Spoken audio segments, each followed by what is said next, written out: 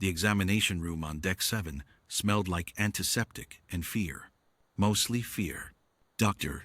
Van Oshal pressed her back against the far wall, her four hands raised in the universal gesture of times. I am not a threat. Please do not eat me. Her medical satchel lay abandoned on the floor 3 meters away, spilled open, instruments scattered across the white tile like the remnants of a terrible decision. The creature in the corner did not care about universal gestures. It was called a times dracavore, times a quadrupedal predator from the dense jungles of Kethara IV, roughly 2 meters at the shoulder, covered in overlapping plates of bony armor that shifted and clicked with every breath. Its 4 eyes burned amber in the dim light. Its tail, barbed and thick as a grown man's torso, swept slow arcs across the floor. It had arrived on the medical transport as cargo, a rescue case from a collapsed research station, injured and malnourished, and very, very angry. Station Director Palian had assured Ven the creature was sedated. Station Director Palian was currently not in the room. The Dracavore's chest rumbled, deep, subsonic. Ven felt it more in her sternum than her ears. She had 11 years of xenobiology and 8 of field medicine, and not one single protocol that told her what to do when 400 kilograms of apex predator decided that the examination table was its enemy, and the veterinarian smelled like lunch. She had backed herself into a corner. Literally, the door was behind the creature. I am going to die, she thought, with a clarity she found deeply unfair on a Tuesday. The door opened. Not the main door, the secondary access panel on the far side. The maintenance corridor entrance she had forgotten existed. It swung open with a soft mechanical click, and a human walked in. He was carrying a metal bowl and a folded blanket. Corman Zhang Minjie was 26 years old, compact and unhurried, with close-cropped hair and the kind of permanent calm that Ven had initially mistaken for emotional vacancy. He worked medical supply, mostly, kept inventory, fixed broken diagnostic units. He was not, to her knowledge, trained in large predator handling. He looked at the Dracavore. He looked at Ven flattened against the wall. He looked back at the Dracavore. He did not run.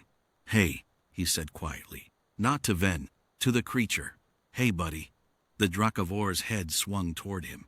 Its plates rattled. That sharp, rapid clicking that Ven had learned in the last 4 minutes meant time's threat assessment in progress. Its legs shifted, weight redistributing, preparing. Ven opened her mouth to shout a warning. Minjie set the bowl on the floor. He did it slowly, deliberately, lowering himself to one knee with the same casual care someone might use setting down a glass of water they didn't want to spill. The bowl was full of raw protein. She could smell it from across the room, the dense iron-copper scent of synthesized meat, the good kind, not the compressed brick variety. He must have pulled it from the trauma ward stores. Then he sat down on the floor beside it, cross-legged. Ven stared at him. She was fairly certain she was watching a man choose to die seated. But the Dracavore had stopped its threat rattle. Its amber eyes tracked Minjie with the focused intensity of a targeting system, but its weight had shifted back, no longer coiled, no longer forward. Its tail swept once, twice, and then slowed. One of its front legs, the one with a deep laceration Ven had been trying to examine before everything went wrong, lifted slightly, the way an injured animal unconsciously favored a wound. Minjie noticed.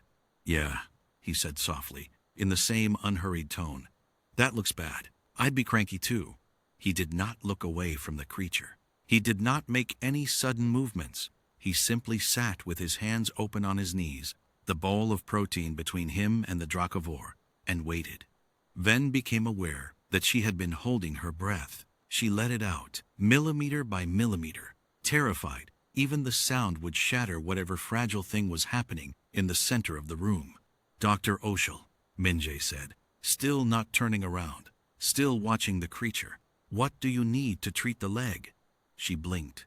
It took her a full 3 seconds to process that he was asking her a clinical question.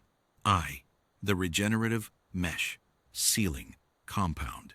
The injector's on the floor. It has the sedative preloaded. Don't think we'll need that. Corman, that animal nearly, it's just scared. His voice was so even. Not dismissive, not careless. Simply stating a fact he found obvious.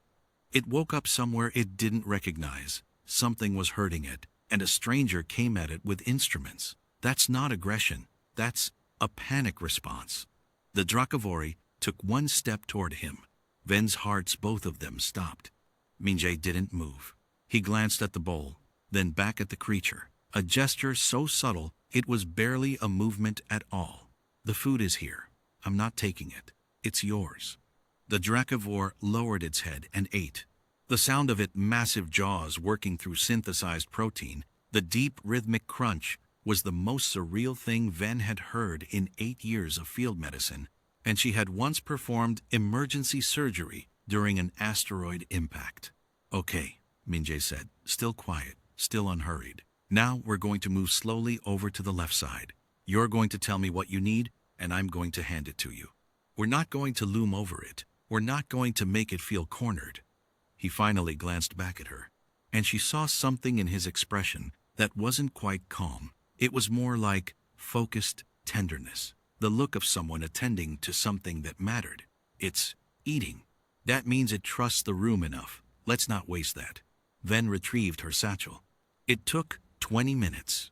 Minjay stayed on the floor the entire time, a steady, low-grade presence, occasionally offering more protein from a second container he produced from some pocket Ven hadn't noticed.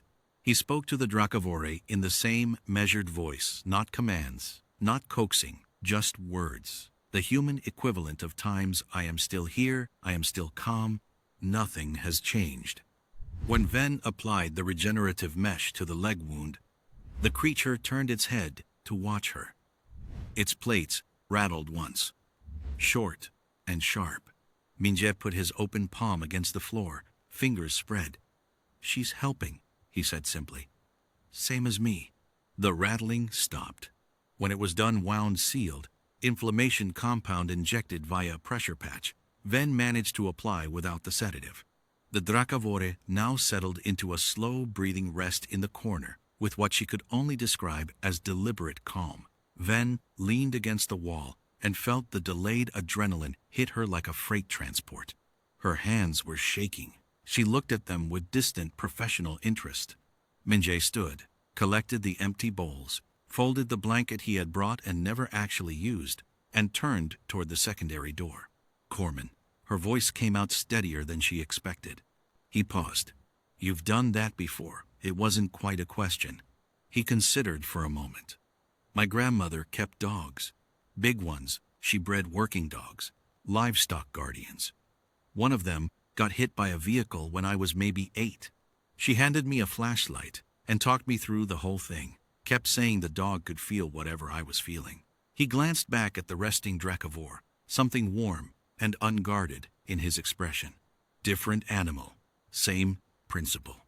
Ven thought about 8 years of xenobiology fieldwork, the seminars on predator threat mitigation, the 11-step protocols for large fauna encounter response, the endless drills. None of them had started with times sit down on the floor and wait.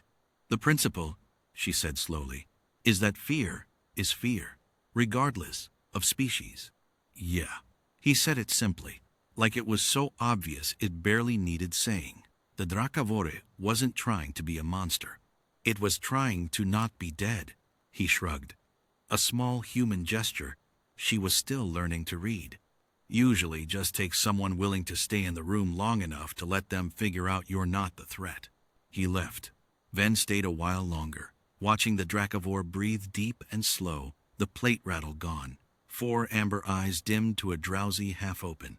The regenerative mesh was already knitting the laceration, pale blue threads visible through the transparent compound. She opened her medical log and started a new entry. She thought for a long moment about what to write in the Times treatment notes, Times field. Then she typed, approach recalibrated, fear response protocol, presence, patience, and non-threatening posture effective where sedation protocols failed. Credit, Corman J. Minje. Recommend formal review of large fauna encounter training. She paused. Then she added one more line. The human simply sat down.